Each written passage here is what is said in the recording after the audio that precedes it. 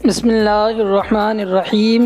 حضرت علی نے فرمایا، دوستو، تمہارے درد سے تمہارا رب واقف ہے، وہ چاہتا ہے تم صبر کرو تاکہ اور مضبوط ہو جاؤ۔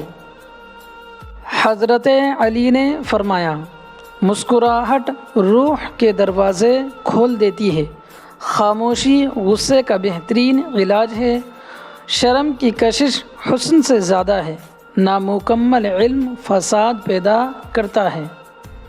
سنیں دھیان سے، دوست چاہے جتنا بھی برا بن جائے اس سے کبھی دوستی ختم مت کرنا، کیونکہ پانی چاہے جتنا بھی گندا ہو جائے آگ بجھانے کے کام آتا ہے۔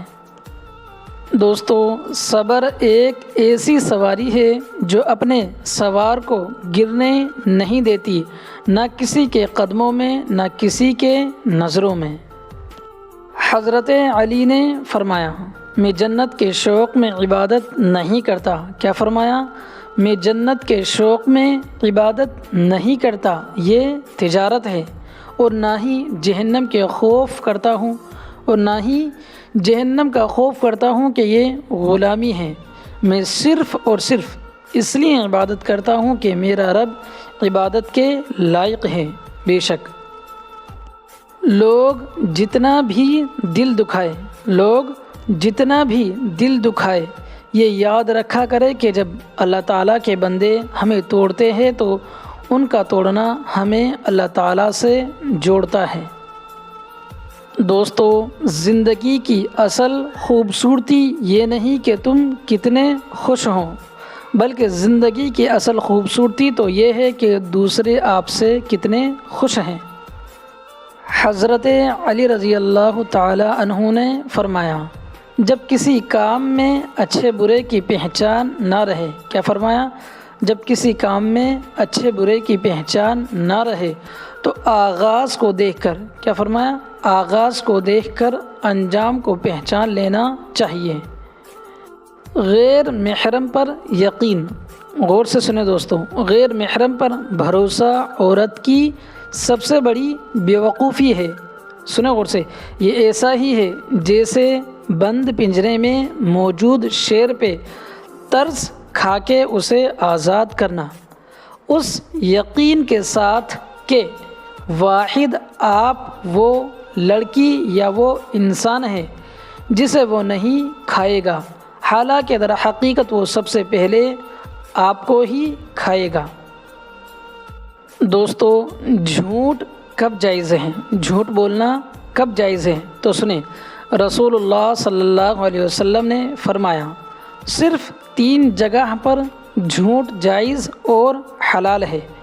ایک یہ کہ آدمی اپنی بیوی سے بات کرے تاکہ اس کو راضی کر لے، دوسرا جنگ میں جھوٹ بولنا، اور تیسرا لوگوں کے درمیان صلح کرانے کے لیے جھوٹ بولنا۔ نماز، دوستو، نماز چہرے کا نور ہے، نماز چہرے کا نور ہے اور قرآن دل کا سکون ہے۔ وضو سے شکل، غور سے سنیں، وضو سے شکل، قرآن سے عقل، وضو سے شکل اور قرآن پاک سے عقل، اور نماز سے نسل پاک ہوتی ہے۔ بے شک نماز کی فکر، دوستو، نماز کی فکر اپنے اوپر فرض کر لو، خدا کی قسم دنیا کی فکر سے آزاد ہو جاؤ گے اور کامیابی تمہارے قدم چومے گی۔ حضرت علی رضی اللہ عنہ نے فرمایا، کبھی اس شخص کو نظر انداز نہ کرو۔ کیا فرمایا؟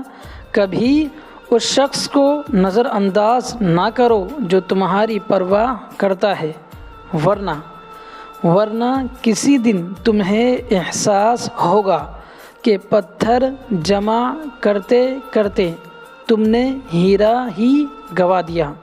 بے شک حضرت علی نے فرمایا، وقت اور دولت 2 ایسی چیزیں ہیں جو انسان کے اختیار میں نہیں۔ وقت انسان کو مجبور اور دولت مغرور بنا دیتی ہے۔ حضرت علی نے فرمایا زندگی اس طرح بسر کرو کہ دیکھنے والے تمہارے در پہ افسوس کے بجائے تمہارے صبر پہ رشک کریں۔ حضرت علی نے فرمایا زندگی جینے کے دو ہی راستے ہیں، زندگی جینے کے دو ہی راستے ہیں، بھول جاؤ انہیں جن کو معاف نہیں کر سکتے۔ کیا ہے؟ بھول جاؤ انہیں جن کو معاف نہیں کر سکتے، اور معاف کر دو انہیں جن کو بھول نہیں سکتے۔ کبھی کسی کو دھوکہ مت دینا، کبھی کسی کو دھوکہ مت دینا۔ اگر کسی کو چھوڑنا ہوا تو وجہ بتا کر چھوڑنا، وجہ بنا کر نہیں، کیونکہ کسی کا ایک آنسو تمہاری زندگی تباہ کر دے گا۔ حضرت علی نے فرمایا دن میں رزق تلاش کرو۔ کیا فرمایا؟ دن میں رزق تلاش کرو اور رات میں اسے تلاش کرو جو تمہیں رزق دیتا ہے۔ جب تھک جاؤ تو اللہ تعالیٰ کے سامنے جھک جایا کرو، جب تھک جاؤ تو اللہ تعالیٰ کے سامنے جھک جایا کرو، کیونکہ لوگ تھوڑی سی غلطی پر چھوڑ جاتے ہیں، لیکن اللہ تعالیٰ تھوڑی سی عبادت میں بھی تھام لیتا ہے۔ تہجد کی دعائیں جب نصیب کے روبرو آ کر کھڑی ہو جاتی ہیں تب کچھ بھی ناممکن نہیں رہتا، تب 400 کن کی صدائیں گونجتی ہے۔ تہجد کا خاموش سجدہ اور زار زار بہتے ہوئے آنسو اللہ تعالیٰ کبھی ضائع نہیں کرتا۔ شریک حیات صرف خوبصورت لڑکی سے شادی کر کے آپ گھر میں ڈیکوریشن پیس تو لا سکتے ہیں، لیکن گھر بسا نہیں سکتے۔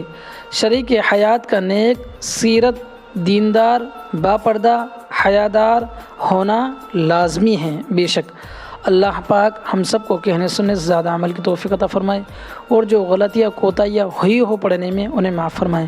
آمین یا رب العالمین۔ وآخر دعوانا ان الحمدللہ رب العالمین۔ دوستو، میرے سبھی بھائی بہنوں سے جو بھی ویڈیو دیکھتا ہے ان سے گزارش ہے کہ نمازوں کا اہتمام کریں، اور وہ دوسروں سے بھی نمازوں کا اہتمام کرنے کا بولے، اور اپنے بچوں سے بھی۔